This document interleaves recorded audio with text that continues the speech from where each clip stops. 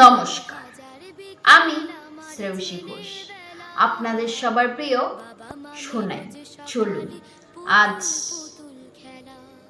একটা স্পেশাল মানুষকে নিয়ে কিছু বলা যায়। আজ আর তোমায় নিয়ে শুরু করার মতো আমার কাছে কোনো লাইন নেই, তাই আমি বেলাইনে তোমায় নিয়ে কিছু বলতে চাই। আমায় বুঝিয়েছিলে তুমি যে কখনো হারতে নেই।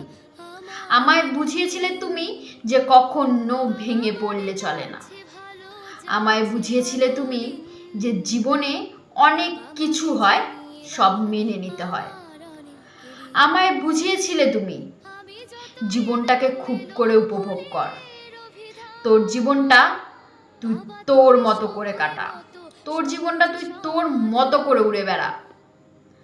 আজ আমি দিশাহীন হয়ে গেছি, আজ আমি বেরঙিন হয়ে গেছি। সব উত্তর তোমাকেই দিয়ে দিয়েছি, সব কিছু তোমার উপরে ছেড়ে দিয়েছি।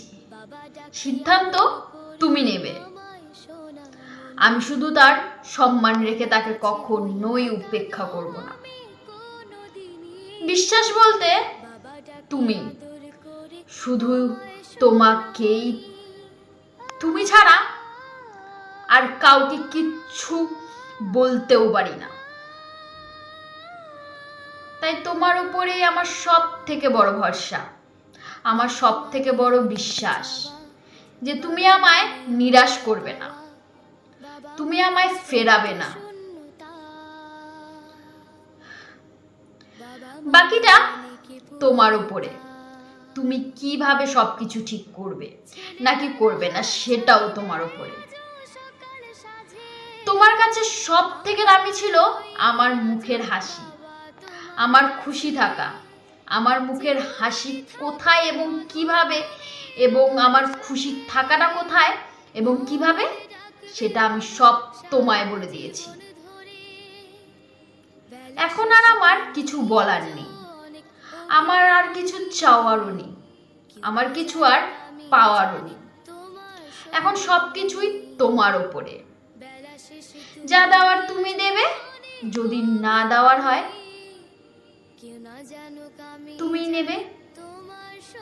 কিন্তু হ্যাঁ, আমার বিশ্বাস আছে তোমার ওপরে। আমার অফুরন্ত একটা ভালোবাসার যেহেতু তুমি সমাহার,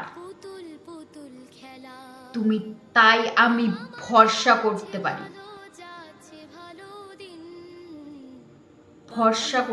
আমি তোমায়। তুমি আমায় কখনো নিরাশ করতে পারো না, তুমি আমায় কখনো কোনো কিছুর মধ্যে ফেলে দিতে পারো না। এটা আমার বিশ্বাস তোমার উপরে, সারা জীবন এটা ছিল, আছে, থাকবে।